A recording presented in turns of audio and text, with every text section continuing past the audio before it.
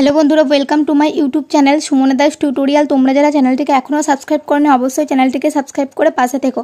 অনেক স্কুলে তোমাদের যে সামার প্রজেক্টগুলো দিয়েছে সেখানে তোমাদের টপিক দিয়েছে পরিবেশে অণুজীবের ভূমিকা। তো আজকে কিভাবে সেই প্রজেক্টটি করবে সম্পূর্ণটাই তোমাদের বলে দেবো, তো তোমরা শেষ পর্যন্ত সম্পূর্ণ ভিডিওটা দেখো।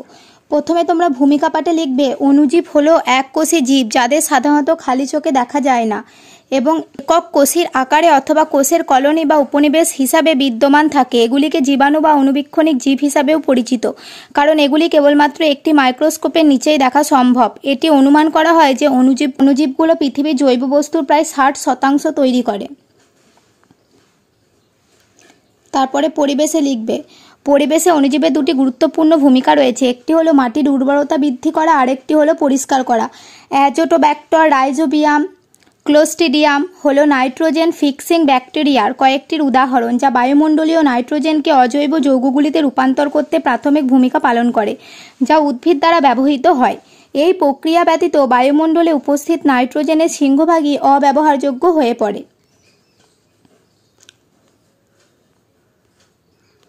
অণুজীব পরিষ্কারক হিসেবে কাজ করে। গাছপালা এবং প্রাণী শেষ পর্যন্ত মারা যায় এবং তাদের দেহে পুষ্টিতে পরিণত হয়, যা পরিবেশে ব্যবহার করতে পারে।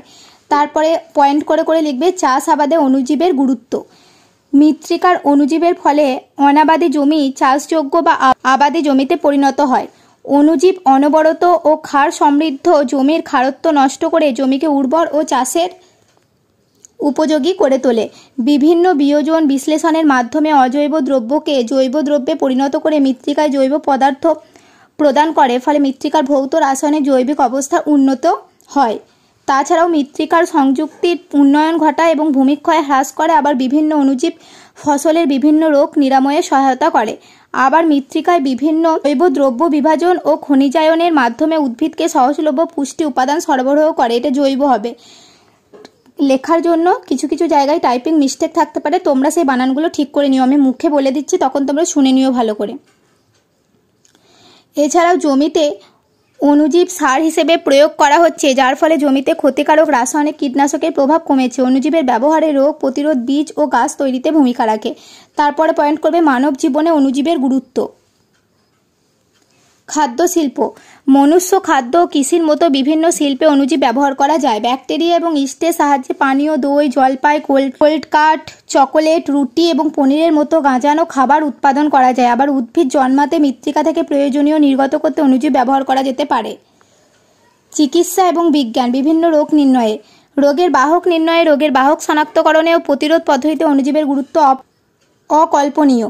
বিভিন্ন ধরনের ওষুধ, অ্যান্টিবায়োটিক, ইনসুলিন, ভ্যাকসিন ইত্যাদি তৈরিতে বিভিন্ন সুগন্ধি প্রস্তুতিতে অণুজীব ব্যবহার করা হয়। বর্জ্য। অণুজীবগুলো গৃহস্থ ও শিল্প বর্জ্য পরিচালনাতে গুরুত্বপূর্ণ ভূমিকা পালন করে। এরা জৈব পদার্থের পচন বা স্থিতিশীলতা জৈবিক প্রক্রিয়ার মাধ্যমে বর্জ্য পরিষ্কার করে। এই পচন প্রক্রিয়াটি পৃথিবীর আদিকাল থেকে চলে আসে, যা মূলত কম্পোস্টিং হিসেবে পরিচিত।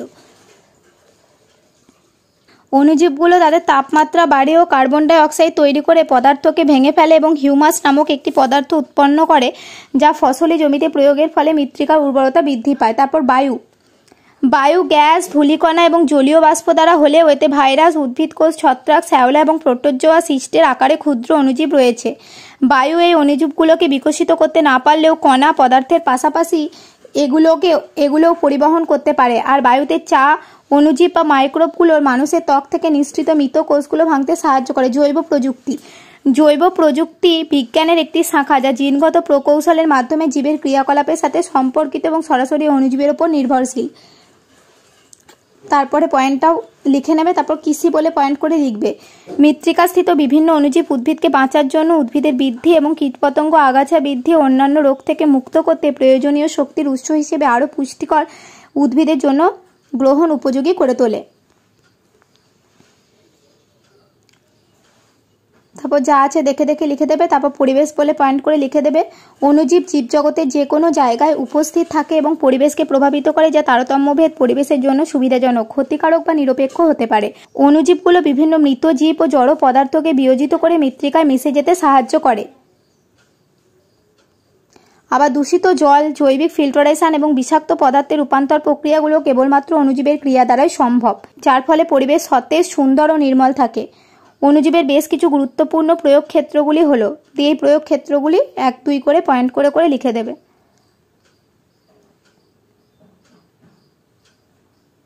উপসংহারে লিখতে বলা যায় অণুজীবের গুরুত্ব ব্যবহার চাষাবাদে মানব জীবনে সর্বত্রই খুবই গুরুত্বপূর্ণ। তারপর এরকম কিছু অণুজীব তোমরা নাম সহ ছবি এঁকে গোটা একটা A4 পেজ জুড়ে শুধু অণুজীবের ছবি এঁকে সুন্দর করে নাম দিয়ে তারপর আরও কিছু ছবি এঁকে 2 পাতা ধরে তোমরা এরকম চার্ট করে লিখবে। বিভিন্ন প্রকার অণুজীব চিত্রের সাহায্যে দেখানো হলে বলে তোমরা লিখে দেবে। এইভাবে তোমরা সম্পূর্ণ প্রজেক্টটা করো। আরও কী কী টপিক দিয়েছে তোমরা অবশ্যই কমেন্ট বক্সে জানিও। আরও অন্যান্য বিষয়ের ভিডিও পেতে অবশ্যই আমার চ্যানেলটিকে সাবস্ক্রাইব করে পাশে থেকো। আজকের ভিডিও এই পর্যন্তই। তোমাদের যাদের যাদের স্কুলে এই প্রজেক্টটা দিয়েছে অবশ্যই তোমরা অন্যান্য বন্ধুদের এই প্রজেক্টটা শেয়ার করে দিও।